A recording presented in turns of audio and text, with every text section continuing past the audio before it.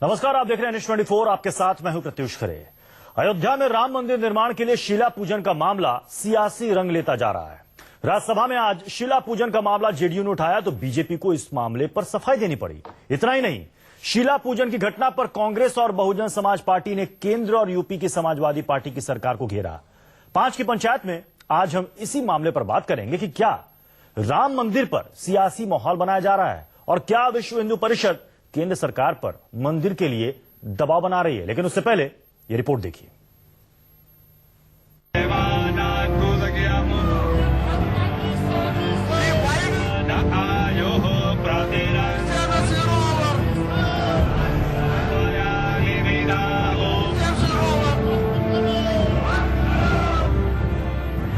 अयोध्या में राम मंदिर के लिए शिला पूजन के साथ ही सियासत गर्मा गई है। 2007 से ही राम मंदिर निर्माण के लिए नई शिलाएं नहीं आ रही थीं। रविवार की शाम एक बार फिर शिलाओं और पत्थरों के आने के साथ ही उनका पूजन अर्चन भी शुरू हो गया और साथ ही राम मंदिर निर्माण के लिए नए सिरे से बिगुल फूंक दिया गया।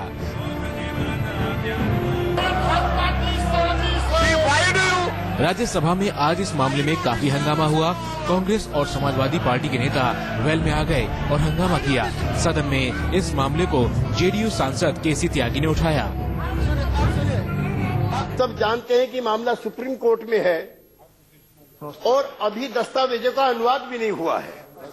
ऐसे में सिर्फ माहौल गरमाने के अलावा कुछ नहीं। सर 2017 में टाइम ओवर। इस मामले पर बीजेपी नेता मुख्तार अब्बास नकवी ने सरकार की तरफ से सफाई दी। कहा कि शिला पूजन का कार्यक्रम विवादित स्थल से काफी दूर किया गया है और सुप्रीम कोर्ट ने मंदिर बनाने के लिए पत्थरों के तराशने पर रोक नहीं लगाई है।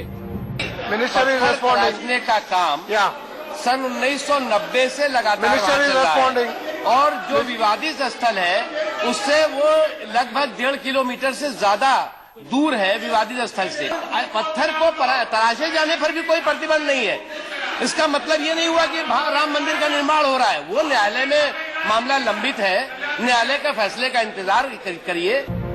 वहीं इस मामले पर बहुजन समाज पार्टी ने बीजेपी और समाजवादी पार्टी की सरकार पर हमला बोला और दोनों पार्टी पर यूपी में माहौल बिगाड़ने का आरोप लगाया। वहाँ पर कोई गलत काम होता है, माननीय सुप्रीम कोर्ट के आदेशों के हिसाब से उधर काम नहीं होता है, माननीय सुप्रीम कोर्ट के आदेशों की अवहेलना होती है, तो इसके लिए मैं ये समझती हूँ कि समाजवादी पार्टी की सरकार पूरे तौर से जिम्मेवार है। कांग्रेस ने भी इस मामले पर केंद्र और राज्य सरकार से कार्रवाई की मांग की है। सुप्रीम कोर्ट जो आदेश देगी वो पालित होगा, तो फिर इसमें इतनी जल्दबाजी की जरूरत क्या है। इसलिए हम लोगों का ये मानना है कि तुरंत जो है केंद्र सरकार और राज्य सरकार दोनों वो प्रभावी कदम उठाने चाहिए। राम मंदिर की अधिग्रहित जमीन पर निर्माण का काम शुरू करने से पहले साधु संतों के साथ चंद लोगों ने पूजा अर्चना की और इस बात का संकेत दिया कि इस बार की शिला पूजन के साथ राम मंदिर निर्माण का कार्य शुरू होगा। हालांकि अयोध्या में राम मंदिर बनाने की सुगबुगाहट पर मुद्दई हाशिम अंसारी ने कड़ा विरोध जताया है। Bureau report, news 24। तो 5 की पंचायत में आज हमारे साथ तमाम खास मेहमान जुड़े हैं। उनसे आपका तारुफ करवा दूं। हमारे साथ हैं जनार्दन सिंह सिग्रीवाल, बीजेपी से हमारे साथ जुड़े हैं, सांसद हैं। अजय आलोक साहब जो कि जेडीयू के स्पोक्सपर्सन है, हमारे साथ हैं। मोहम्मद शाहिद जी, समाजवादी पार्टी के लीडर है। राजीव त्यागी जी जो कि स्पोक्सपर्सन है कांग्रेस के। जनार्दन सिंह सिग्रीवाल साहब, पहला सवाल आप ही से, क्योंकि सरकार आपकी है और जितने भी हिंदूवादी संगठन है, खासकर वीएचपी, वो बार बार ये कह रही है कि राम मंदिर बनाने का संकेत हमें मोदी सरकार की तरफ से मिला है।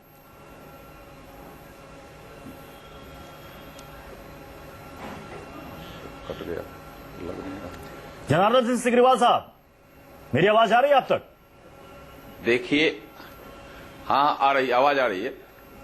देखिए, पहले तो मैं यह बता दूं कि राम में तो राष्ट्रीय धरोहर हैं और अयोध्या जो है वह उनकी पूज्य और पुण्य जन्मस्थली है। इसको देश के लोग का दुनिया के लोग मानते हैं। और आज जहां यह विवाद जो खड़ा करने वाले लोग जो कर रहे हैं कि अगर पत्थर का तराशने का काम, पत्थर पूजने का काम हो रहा है, रामशिला पूजने का काम हो रहा है, तो लोगों की परेशानी बढ़ रही है। हम ऐसे कोर्ट के निर्णय का इंतजार कर रहे हैं और उसका कदर करने वाले लोग हैं। कहीं भी कोर्ट के निर्णय से बाहर नहीं जाने वाले लोग हैं। लेकिन मैं यह जानना चाहता हूं कि आज भी अगर वैसे लोग हैं, आज भी वो अगर यह बात प्रश्न उठाते हैं कि अयोध्या में राम मंदिर न बने, तो फिर बने कहां? नहीं मैं जिसके नहीं, तो क्या इसके लिए कोर्ट के फैसले का इंतजार नहीं करना चाहिए? क्या इसके लिए कोर्ट के फैसले का इंतजार नहीं करना चाहिए? मैं कोर्ट का मैं तो कह रहा हूं कि कोर्ट के फैसले का इंतजार तो बने कर ही रहे हैं। और अच्छी बात है, कोर्ट के फैसले का अगर इंतजार हो रहा है तो उससे पहले इस तरह की बयानबाजी क्यों? लेकिन अगर शिला तराशी जा रही है जी, राम शिला तराशी जा रही है, जहां कोर्ट ने यह निर्णय नहीं दिया है कि इस जगह पर न तराशी जाए, तो फिर उसमें तराशने में क्या दिक्कत है? इसमें क्या बेचैनी बढ़ने की बात है? राजीव त्यागी जी, शिला पूजन है हमारे। राजीव त्यागी जी, ये जो बात बीजेपी की तरफ से कही जा रही है राज्यसभा में, आज मुख्तार अब्बास नकवी साहब, मैं आपके पास आ रहा हूं, मुख्तार अब्बास नकवी साहब ने भी यही बात कही कि देखिए पत्थर तराशे जाने का काम 1990 से चल रहा है, उस पर कहीं कोई आपत्ति नहीं है, कांग्रेस बेवजह इसे तूल दे रही है इस मामले को। नहीं, कांग्रेस कोई तूल नहीं दे रही। कांग्रेस ये मानती है कि देश या इसी मुद्दे पर अगर आप देखें तो इस मुद्दे के 3 एस्पेक्ट्स हैं, संवैधानिक, राजनीतिक और धार्मिक। मैं कहता हूं कि जब राजनीति और धर्म संविधान पर हावी होगा तो देश को उसके परिणाम भुगतने होंगे, लेकिन संविधान अगर राजनीति और धर्म पर हावी होगा तो निश्चित रूप से हमारा देश बढ़िया चलेगा और हम लोग निश्चित रूप से एक सकारात्मक चीजों को लेकर के देश का विकास कर पाएंगे। मेरा सवाल शंकरवार जी से है कि पिछले 25-26 साल से आप किस तरह से राम भक्तों को और निश्चित रूप से उन लोगों को जो चाहते हैं वह मंदिर बने, उन लोगों को कैसे आप तुष्टिकरण का काम कर रहे हैं, कैसे आप बेवकूफ बना रहे हैं? ये कहते हैं सौगंध हम राम की खाते हैं, मंदिर वहीं बनाएंगे, पर टाइम नहीं बताएंगे, लोगों को बेवकूफ बनाएंगे और अपना उल्लू सीधा करते चले जाएंगे। ये इनकी राजनीति है। सांप्रदायिक ध्रुवीकरण करना इसलिए जरूरी है क्योंकि 2017 में चुनाव है, नंबर 1। नंबर 2 बात मैं कहना चाहूंगा कि समाजवादी पार्टी के मेरे विद्वान साथी यहां बैठे हुए हैं और शंकरवार जी भी काफी विद्वान हैं। मैं पूछना चाहूंगा कि आपका हाथ में हाथ क्यों मिला हुआ है हर मुद्दे पे? सांप्रदायिकता के मुद्दे पे आपका हाथ में हाथ क्यों मिला हुआ है? क्या विष्णु साय कमीशन की रिपोर्ट ने समाजवादी पार्टी और भारतीय जनता पार्टी के नेताओं को जिम्मेदार नहीं ठहराया था मुजफ्फरनगर के दंगों तक? और मैं कहूंगा प्रत्युष जी, बहुत साफ कहना चाहूंगा कि जब तक देश में बड़े लोगों के घर में, राजनीतिक लोगों के घर में दंगों की आंच नहीं पहुंचेगी, तब तक ये सांप्रदायिक दंगे जो है ना। मोहम्मद शाहिद साहब जवाब देना चाहेंगे इसका? बीएसपी भी यही आरोप लगा रही है आप पर। प्रत्युष भाई, बड़े अफसोस की बात है, कांग्रेस के लोग, जो लोग सांप्रदायिकता के सबसे बड़े हीरो रहे हैं देश में, जिन्होंने अपने राज में, जब तक इनका राज रहा तब तक देश में सांप्रदायिक दंगों की, तो इनके मतलब ये मिसाल है कांग्रेस के लोग, और वो लोग बात करते हैं सांप्रदायिकता के खिलाफ, बड़ी अजीब लगती है। मैं बात कर रहा था दूसरी, जो बीजेपी के जो जनार्दन साहब जो बात कर रहे थे, बड़ी हास्यास्पद बात उनकी लग रही है। अफसोसनाक है कि उनकी जानकारी थोड़ी सी अधूरी है। आप ये देखिए कि ये जब शहनाई बजाने का टाइम जब आएगा, जब सुप्रीम कोर्ट जो कोई आदेश देगा तो उस पर सब लोग मानेंगे। सब लोग कहते हैं भाई अगर वहां बाबरी मस्जिद बनाने की सुप्रीम कोर्ट बात करेगी तो बाबरी मस्जिद बनेगी, अगर राम मंदिर की बात करेगी तो राम मंदिर बनेगा। आप बेचैन क्यों? देखिए ये बेचैन इसलिए है, ये विकास की कोई बात नहीं करते, ये अपने प्रधानमंत्री की बातों को नहीं मान रहे। जब उन्होंने ये कहा था कि देवालय से बढ़कर शौचालय है, उस पर तो कम से कम अमल करो, अपने प्रधानमंत्री की बात पे तो अमल भारतीय जनता पार्टी को करनी चाहिए। और अफसोस ये है प्रत्युष भाई, मोहम्मद शाहिद साहब, क्या एक बात बताइए, क्या 2017 का यूपी इलेक्शन समाजवादी पार्टी के जहन में नहीं है? बीएसपी यही आरोप लगा रही है, कांग्रेस भी यही आरोप लगा रही है कि बीजेपी और समाजवादी पार्टी दोनों इसमें कहीं ना कहीं जिम्मेदार है। इस तरह के मामलों को हवा दे और उसके बाद अपने वोट बैंक को मजबूत करें। सारे एडमिशन के लोगों को बुला के सख्त आदेश दे दिए, किसी तरह की कोई सांप्रदायिकता नहीं बरतनी चाहिए, किसी तरह के सुप्रीम कोर्ट के आदेशों की अवहेलना नहीं होनी चाहिए, ये मुख्यमंत्री जी ने बता दिया। एक बात बताऊं आपको, अफसोसनाक ये बात है कि केंद्र में जो मंत्री बैठे हैं, वेंकैया नायडू साहब और मुख्तार अब्बास नकवी साहब, आप ये देखिए संविधान की शपथ लेते हैं और भारत के सर्वोच्च न्यायालय में कोई केस चल रहा है, उसके बाद भी कहते हैं, टिप्पणी करते हैं। एक ये अफसोसनाक। मैं आपके पास आऊंगा मोहम्मद शाहिद साहब। अजय आलोक का रुख करता हूं। अजय आलोक जी, आपको क्या लगता है कि आखिर इस मुद्दे को एक बार फिर से हवा देने की कोशिश क्यों की जा रही है? अजय आलोक जी,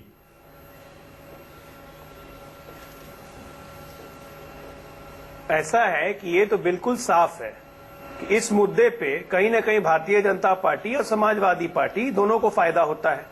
अब देखिए, भारतीय जनता पार्टी का वो हाल है कि कुत्ते की पूंछ 20 साल तक नलकी में डाल के रखिए, निकालिएगा टेढ़ी की टेढ़ी रहेगी। राम मंदिर इनका 1990 से चल रहा है, अभी तक वो राग गाते ही रह रहे हैं मंदिर, लेकिन 25 सालों में नहीं बनाया। 25,000 से ऊपर हिंदुओं की जान जरूर चलेगी दंगों में और 50,000 से ऊपर मुसलमान मारे गए, उसकी इनको चिंता नहीं है। लेकिन राम मंदिर का गाना बार बार रिकॉर्ड प्ले होते रहेगा। बनाएंगे कब, ये कभी नहीं बताएंगे। आप खुद ही कह रहे हैं, जब सुप्रीम कोर्ट के निर्णय का इंतजार कर रहे हैं तो वहां पे क्यों तराश रहे हैं भाई? वहीं तराशने की जगह मिली है, वहीं पे भूमि पूजन करने का मौका मिला है, वहीं पे शिला पूजन कीजिएगा, कहीं और भी कर लीजिए, क्या जरूरत है उसी जगह पे करने की? लेकिन नहीं मानेंगे, नहीं, क्योंकि वो करना जरूरी है, इससे फायदा मिलता है, लाभ मिलता है। समाजवादी पार्टी का ये हाल है कि बिहार के चुनाव में एक्सपोज हो गए कि भारतीय जनता पार्टी को मदद कर रहे थे, तो कहीं ना कहीं से एक बहुत बड़ा अल्पसंख्यक वोट बैंक जो इनका यूपी में था वो इनसे छिटक गया है। आज ये मुद्दा जिंदा होता है तो समाजवादी पार्टी को कहीं ना कहीं से लगता है कि हमारा वो वोट बैंक वापस आ जाएगा। इसलिए अखिलेश यादव की सरकार होते हुए भी कैसे ये शिला पूजन हो सका, कैसे ये शिला पूजन हुआ? 1991 को याद कीजिए, फर्क सिर्फ दो है, उस वक्त मुलायम सिंह यादव थे उत्तर प्रदेश में और नरसिम्हा राव थे केंद्र में, लेकिन नरसिम्हा राव ने मुलायम सिंह यादव की सरकार को सस्पेंड कर दिया था। आज केंद्र सरकार क्यों नहीं अखिलेश यादव की सरकार को सस्पेंड कर देती है? मोहम्मद शाहिद जी, जो सवाल यहाँ पर अजय आलोक जी ने कहा है, उससे माहौल, वही सवाल कांग्रेस और बीएसपी भी यही पूछ रही है कि आखिर क्या उस वक्त अखिलेश सरकार आंखें मूंदी हुई थी जब शिला पूजन हुआ? और बार बार ये कहा जा रहा है, बार बार ये कहा जा रहा है कि अखिलेश सरकार कह रही है कि हम सख्त कार्रवाई करेंगे, अगर हालात बिगड़े तो सख्त कार्रवाई करेंगे। नहीं करेंगे, नहीं कर दिए हैं। वहां पर किसी तरह की कोई क्यों दे रहे हैं? मैंने आपको बताया कि देखिए उत्तर, आप प्रत्युष जी, मैं आपको बताऊं, उत्तर प्रदेश सरकार का एक एजेंडा है, वो है विकास का, और भारतीय जनता पार्टी का जो एजेंडा विकास का था वो बुरी तरह से हो गया फेल। और ये अपनी बुराइयों को छुपाने के लिए इस तरह की षड्यंत्र देश में रच रहे हैं कि सांप्रदायिकता फैले। 2017 के चुनाव के तहत अभी आपको याद होगा, इन्होंने एक साल पहले 84 कोसी परिक्रमा स्टार्ट करी थी, जब उसका कोई टाइम भी नहीं था, जबकि हिंदू माइथोलॉजी में 14 कोसी परिक्रमा होती है जो कार्तिक पूर्णिमा के टाइम पर होती है, और इन्होंने उसका टाइम बिल्कुल बेबुनियाद बिना समय के समय चुना। ये देखिए भारतीय, मैं विश्व हिंदू परिषद, अपनी बात आप कह ले, उसके बाद मैं जनार्दन सिंह ग्रिवाल साहब के पास जाना चाहूंगा। ये कभी बेरोजगार, दो विषय हैं यहाँ। पहला विषय तो ये है कि अभी मोदी जी ने कुछ दिनों पहले मुलायम सिंह यादव जी की तारीफ की, उनकी बात क्यों नहीं करते? और उस तारीफ का मतलब यही था कि मुलायम सिंह यादव जी और मोदी जी कहीं ना कहीं एक हो चुके हैं बहुत सारे मामलों में। दूसरी बात मैं कहना चाहूंगा, शायद से सुन लीजिए 2 मिनट। जैसे देश के इतिहास में सबसे कमजोर प्रधानमंत्री अगर कोई आंका जाएगा तो निश्चित रूप से नरेंद्र मोदी जी को आंका जाएगा। उसका कारण यह है कि प्रधानमंत्री महोदय के रहते हुए भी भारतीय जनता पार्टी के जितने भी लुम्पन एलिमेंट्स हैं उनके बयान देख लीजिए आप। और दूसरी बात जो बहुत महत्वपूर्ण है, मैं पूछना चाहूंगा जितने भी पैनल के लोग बाग बैठे हैं, क्या देश भावनाओं के आधार पर चलेगा या देश कानून के आधार पर चलेगा? अगर कानून के आधार पर देश चलेगा तो निश्चित रूप से प्रत्येक भारतीय का उसमें राइट बनता है न्याय प्राप्त करने का। लेकिन जिस तरह से भारतीय जनता पार्टी, निश्चित रूप से एक बात कह सकता हूं कि जय श्री राम, भारतीय जनता पार्टी का पूरा नारा जय श्री राम, 1 किलो में 900 ग्राम, विकास में 900 ग्राम, किसान के मामले में 900 ग्राम, रोजगार के मामले में 900 ग्राम। 1000 ग्राम की पार्टी तो है ही नहीं भारतीय जनता पार्टी, 1000 ग्राम की पार्टी तो है ही नहीं भारतीय जनता पार्टी। जी चलिए जनार्दन जी मैं आपके पास आ रहा हूं, लेकिन उससे पहले 5 की पंचायत में हमारा आज का दूसरा सवाल क्या है वो देख लेते हैं। क्या वीएचपी सरकार पर मंदिर के लिए दबाव बना रही है?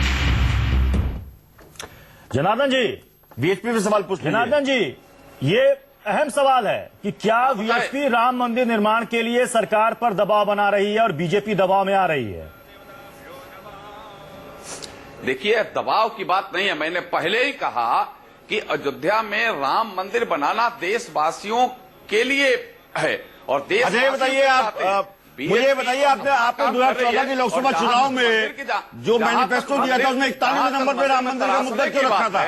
वहां बगल में आप उसका मुझे जवाब दीजिए प्लीज। जनता पार्टी वहां जहां आप शुरू में कहते हैं 1990 के दशक में कि राम मंदिर सबसे महत्वपूर्ण मुद्दा है, और 2014 में आकर आप कहते हैं कि राम मंदिर का मुद्दा हमारे 30 साल से नजर में रहता है। तरह से जा रहे हैं, ऐसा क्यों कर रहे हैं अपने बात, और ये कह रहे हैं कि उनको जानकारी लेने की जरूरत है। मैं ये पूछना चाह रहा हूँ कि भारत के प्रधानमंत्री जी ने ये कहा था 100 ग्राम भी शौचालय जरूरी है, निकाले जरूरी नहीं है, क्या उसको नहीं मानेंगे?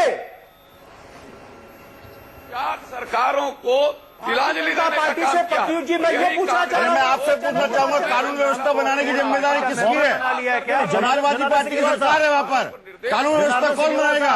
ये मोहम्मद शाहिद जी ने जो यहाँ पर सवाल किया उसका कानून जवाब व्यवस्था दीजिए। बनाने की जिम्मेदारी किसकी है? समाजवादी पार्टी की है। तो आप कह रहते हो कानून व्यवस्था क्यों बिगड़ रही है? ये क्या सवाल क्यों है? अपराधियों का विकास हो रहा है समाजवादी पार्टी के किसी रहते को हुए? कानून बिगाड़ने की क्या सवाल है? किसी को परमिशन नहीं दी जाएगी। जो लोग कानून से खिलाफ करेंगे उनके खिलाफ कड़ी से कड़ी कार्रवाई होगी। क्या मुलायम सिंह यादव ने बिहार में एक सैकड़ों जवाब के हमको गठबंधन का विरोध नहीं किया था? कानून का उत्तर प्रदेश में यह कानून क्या हो रहा है इनको पता नहीं है। पूरा उत्तर प्रदेश के लोग और देश के लोग प्रश्न उठाते मित्र, लेकिन ये प्रश्न सत्य के करीब होते हैं और सत्य के बाधित होते हैं। शीला पूजन से के खिलाफ लड़ाई लड़ी है। कोई लड़ाई नहीं लड़ी आपने, आप सिर्फ सत्ता की लड़ाई लड़ रहे हैं और सत्ता को कायम रखना चाहते हैं। अमन चैन आती है, राम मंदिर से अमन चैन शांति स्थापित होने वाली है, इस देश का विकास होने वाला है। राम मंदिर का निर्माण देश हित में है, मैं इसी बात कर रहा हूँ। इसलिए जनार्दन सिंह ग्रेवाल साहब, जनार्दन सिंह ग्रेवाल साहब, एक मिनट मोहम्मद शाहिद जी, एक मिनट मोहम्मद शाहिद जी, एक मिनट। जनार्दन सिंह ग्रेवाल साहब, क्या आप मोहन भागवत के इस बयान से सहमत हैं जब वो ये कहते हैं कि अगर भव्य मंदिर बनाना है तो बलिदान देने की तैयारी भी रखनी होगी? देखिए, वो कह रहे हैं कि हमारे जीवन काल में लगता है कि मंदिर बन जाएगा। क्या बीजेपी इससे सहमत है? एक तरफ बीजेपी कहती है कि मामला सुप्रीम कोर्ट के विचाराधीन है, हम उसका इंतजार करेंगे, दूसरी तरफ इस तरह के बयान सामने आते हैं, उस पर बीजेपी चुप रह जाती है। देखिए, मैं एक बात कहना चाहूंगा, विश्व हिंदू परिषद पे एक आरोप लगाया हिंदू महासभा ने, और चाहे जदयू के आप लोग पूछ लीजिए बीजेपी के प्रवक्ता से कि 1400 करोड़ रुपए जो चंदे के इकट्ठे हुए थे राम मंदिर के निर्माण के लिए, उसमें घपला किया गया। साथ साथ सोने की ईंटें इकट्ठी की गई पूरे देश में राम मंदिर के निर्माण को लेकर के, उसमें घपला किया गया। ये हिंदू महासभा का आरोप है, जो इनकी पेरेंट पार्टी है। कायदे में पेरेंट पार्टी इसलिए कहा कि हिंदू महासभा सब आजादी से पहले की सभा है। दूसरी बात मैं कहना चाहूंगा कि जिस तरह से भारतीय जनता पार्टी के नेतागण और इस तरह से खुश होकर के बात करते हैं मंदिर निर्माण को लेकर के, क्या मंदिर निर्माण बिना सुप्रीम कोर्ट के निर्णय के हो जाएगा? क्या हम कानून अपने हाथ में ले लेंगे? अगर आज समाज के सबसे बड़े पुरोधा और राजनीतिक लोग कानून हाथ में लेंगे तो हम आम आदमी को कानून हाथ में लेने से अजय आलोक जी, आम आदमी को नहीं रोक पाएंगे हम कानून हाथ में। देश में राम मंदिर का मुद्दा ऐसा नहीं है कि ये आजकल में उभरा हो, इससे पहले भी उभरा। कई चुनाव हुए जिसमें शुरुआती दौर में ऐसा लगा कि शायद इसका फायदा कहीं ना कहीं बीजेपी को मिलता है। बाद के कई चुनावों में जनता ने इसे खारिज किया। आपको लगता है कि इस मुद्दे को एक बार फिर से गर्म करने की जो कोशिश की जा रही है, इसका फायदा उन सियासी पार्टियों को मिलेगा जो इसके पीछे एक राजनीति कर रही है? भाई 2017 में चुनाव है ना यूपी में, इसलिए भारतीय जनता पार्टी कर रही है। अजय आलोक जी, परिवारों को सुरक्षा चाहते हैं। एक बात साफ है कि भारतीय जनता पार्टी कहीं ना कहीं से भगवान राम को अपना पार्टी का मेंबर डिक्लेयर कर चुकी है काफी दिनों से। पिछले लोकसभा चुनाव में इसी तरह से इन्होंने हंगामा किया था, 84 कोस की यात्रा निकाल दी, सब कुछ की। इससे पोलराइजेशन होता है, पोलराइजेशन दोनों तरफ से होता है।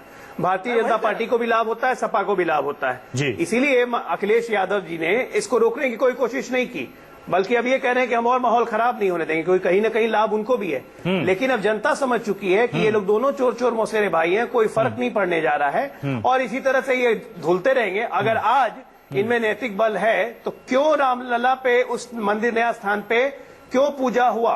इस पे सुप्रीम कोर्ट में कैवेट फाइल करके जरा अखिलेश सरकार दे, सुप्रीम कोर्ट इन्हें फटकार लगाएगी। अगर फटकार लगाएगी तो क्या केंद्र सरकार डिसमिस करेगी इनको? आज ये लोग जानबूझ के माहौल को विषाक्त करते हैं क्योंकि इसमें इनका फायदा है। लेकिन आज मैं बता दूं, ये 2017 में ये फायदा होने वाला नहीं है। आलोक जी कह रहे हैं उसी बात को आगे बढ़ाते हुए मैं कहना चाहूंगा, काट की हांडी चढ़ चुकी 100% दोनों ही दल ये जानते हैं कि 2017 में चुनाव में सभी जानते हैं इस बात को लेकर के, और सांप्रदायिक ध्रुवीकरण करने की कोशिश कर रहे हैं। मुजफ्फरनगर दंगे में सांप्रदायिक ध्रुवीकरण हुआ था, नॉर्थ वेस्ट में पूरे देश के निश्चित रूप से ध्रुवीकरण हुआ था, जिसकी वजह से भारतीय जनता पार्टी जीती थी। भारतीय जनता पार्टी को ये देखना चाहिए कि उनको विकास के लिए, नौजवानों के रोजगार के लिए, किसानों की बेहतरी के लिए, मिडिल क्लास की बेहतरी के लिए, देश की सीमाओं की सुरक्षा के लिए वोट दिया गया था। और भारतीय जनता पार्टी एक हाथ में बाला दूसरे में भाला की बात करती है। भारतीय जनता पार्टी राम जादव और दूसरे जादव की बात करती है। भारतीय जनता पार्टी इस तरह के वक्तव्य नहीं देनी चाहिए। लास्ट कमेंट जनार्दन सिंह ग्रेवाल जी से लेना चाहूंगा। उनको क्या कमेंट देंगे? जनार्दन जी, बीजेपी का क्लियर कीजिए। जो बोल रहे हैं जी, मैं समय की कमी है, बिल्कुल चाहेंगे कि बिल्कुल संक्षेप में कहें। आज अभी लोग आज अभी लोकसभा आज अरे राम भक्त सिर्फ आप ही नहीं है, राम भक्त आरोप जी भी है, मैं भी हूँ राम भक्त। कानून सबसे बड़ा है देश में। इसका यही एकमात्र उद्देश्य है कि लोगों का नजर और लोगों का जो भाव है उसको अपने से भटकाने का। आप भटका रहे हैं देश को, मामले में जो कांग्रेस आप भटका रहे हैं देश को। अन्य मामलों में जो घेरी गई, जनार्दन जी, सुप्रीम कोर्ट का जो निर्देश है, सुप्रीम कोर्ट का जो निर्देश है, गाइडलाइन है, उसको पूरी तरीके से फॉलो किया जाएगा, ये कहते हैं आप ये बात? सुप्रीम कोर्ट ने पहले ही ये संविधान को मानते कहाँ हैं? आप ये बताइए कि विश्व हिंदू परिषद के वकील जब अदालत में बहस होती है, भारतीय जनता पार्टी का समय क्यों मानते कहाँ हैं? 6 महीने का समय क्यों मानते कायम रखते? चलिए, बहस बहुत लंबी चल सकती है, लेकिन समय की कमी है, इसलिए आप सभी से इजाजत लेना चाहूंगा। लेकिन सवाल वही है कि देश में कानून है, सर्वोच्च अदालत है, जिसका हर कोई पालन करता है, लेकिन क्या सियासी पार्टियां अपने इस तरह के बयानों से बाज आएंगी? एक छोटा सा ब्रेक, आप देखते रहिए न्यूज़ 24।